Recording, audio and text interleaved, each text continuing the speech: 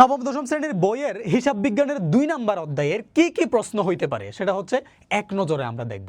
ঠিক আছে, তো এক নজরে যদি আমরা একটু দেখি যে দেখো যে হিসাব বিজ্ঞানে আমরা কি বলি একটা সৃজনশীল প্রশ্নে কি কি থাকে ক খ গ, তাই না? এখন কতে কি কি প্রশ্ন হইতে পারে সেটা দেখো। কতে কি কি প্রশ্ন হইতে পারে যে দেখো এক নাম্বার, হ্যাঁ কতে প্রশ্ন লেনদেন নয় এমন ঘটনার মোট পরিমাণ, যে তোমাদেরকে লেনদেন শিখাইছিলাম রাইট, এবং সেখানে হচ্ছে লেনদেন নয় যে প্রশ্নগুলো আছে যে কোনটা কোনটা লেনদেন নয়, জাস্ট এগুলো এন্ট্রিগুলো নিয়ে এসে জাস্ট যোগ করে তোমাকে বসাই দিতে হয়, এটুকুই গেল।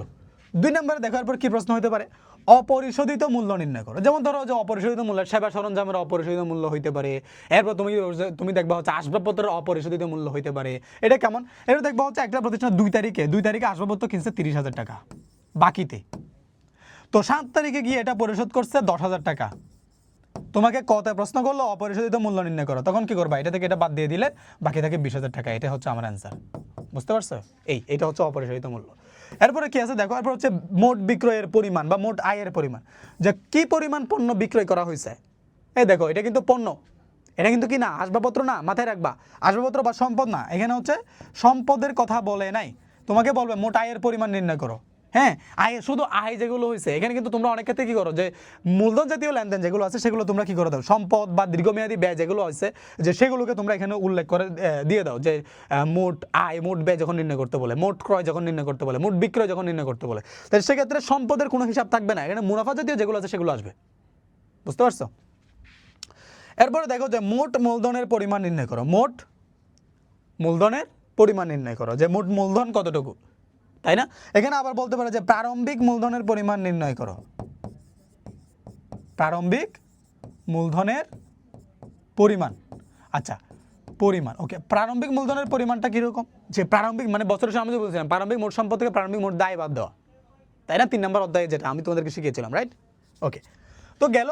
এটা হচ্ছে ক নাম্বারে কি কি প্রশ্ন হইতে পারে, তো পুরো অধ্যায়টা থেকে ক নাম্বারে কি কি প্রশ্ন হইতে পারে এগুলোর বাইরে ক নাম্বারে আর কোনো প্রশ্ন আসবে না, তুমি পারলে এগুলোর মধ্যে থেকে আসবে। আচ্ছা খ নাম্বারে কি কি প্রশ্ন আসবে সেটা একটু দেখাই তোমাদেরকে। খ এবং গ দেখো, খতে কি প্রশ্ন হইতে পারে যে লেনদেন চিহ্নিত করে তার কারণ ব্যাখ্যা করো, তার কারণ ব্যাখ্যা করো। প্রথমে লেনদেন যেগুলো আছে সবগুলোকে তোমার ঘরে আনতে হবে, তারিখ বিবরণ টাকার ঘরে, তাই না? তো আনার পরে এখানে তোমাকে হচ্ছে যে এ ইকুয়াল এল প্লাস ই যেটা থাকবে, এই এ ইকুয়াল এল প্লাস ইর মধ্যে তুমি দেখবা যে এ বৃদ্ধি, তাই না? এরপর হচ্ছে এল হ্রাস, তাই না? ই হ্রাস, তাই না? এভাবে কারণ লিখতে হয়, যেটা আমরা 3 নাম্বার অধ্যায়ে তোমাদেরকে দেখিয়েছিলাম রাইট। তো সেই কারণগুলোকে এভাবে উপস্থাপন করতে হবে, বুঝতে পারছো? ওকে, এটা হচ্ছে এই পার্টটা। এরপরে পার্টটা দেখো যে মালিকানা সত্ত্বের পরিমাণ নির্ণয় করো। এরপর আর কি প্রশ্ন হইতে পারে, মালিকানা সত্ত্বের পরিমাণ নির্ণয় করো। আমি তোমাদেরকে দেখাইছিলাম যে মালিকানা সত্ত্বের পরিমাণ কিভাবে নির্ণয় করতে হয়।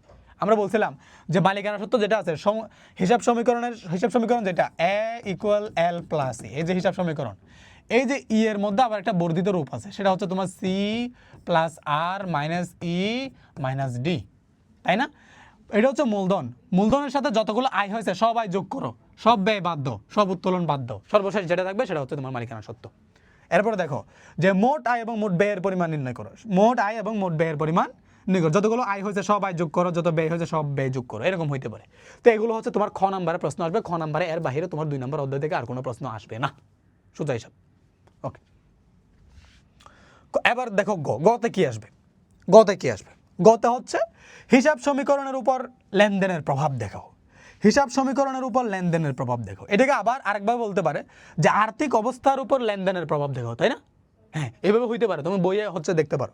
তো এটা কি, এটা আমি তোমাদেরকে দেখাইছিলাম যে এ ইকুয়াল এল প্লাস ই, এটা প্রত্যেকটা লেনদেন আমাকে এটার মধ্যে দেখাইতে হবে, তাই না? তোমরা যদি করে থাকো তাহলে তো অবশ্যই ভালো। এবং হচ্ছে যে কি আমরা এটাই হচ্ছে তোমাদেরকে বলছিলাম যে এটাই আমরা একটু পরে পরবর্তী যে পার্ট সেখানে আমরা শিখবো। এরপর দেখো এটা এখানে তোমাদেরকে বলছিলাম ওই যে ঘরগুলো দেখাইছে যে ভাউচার, ক্যাশ মেমো, চালান, ডেবিট নোট, ক্রেডিট নোট যেগুলো আছে সেগুলো, যে ছক যেগুলো বলছিলাম, কি শিখছিলাম? চালান, কি শিখছিলাম? চালান, কি শিখছিলাম? ক্যাশ মেমো, তাই না? কি শিখছিলাম? ভাউচার, ভাউচার হচ্ছে ডেবিট ভাউচার, ক্রেডিট ভাউচার, এগুলো কি শিখছিলাম? এটা হচ্ছে নোট, একটা হচ্ছে ডেবিট নোট, ক্রেডিট নোট যেগুলো, এগুলো ঠিক আছে।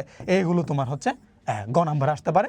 গ নাম্বারে আরেকটা পয়েন্ট আসতে পারে, সেটা হচ্ছে হিসাব সমীকরণের উপর লেনদেনের প্রভাব, বুঝতে পারছো? ওকে, তাহলে এই যে 3 ক্যাটাগরির যে প্রশ্নগুলো তোমাদেরকে দেখালাম একদম খুব দারুণভাবে উপস্থাপন করলাম। এগুলোর বাহিরে তোমার 2 নম্বর অধ্যায় থেকে আর কোনো প্রশ্ন আসবে না।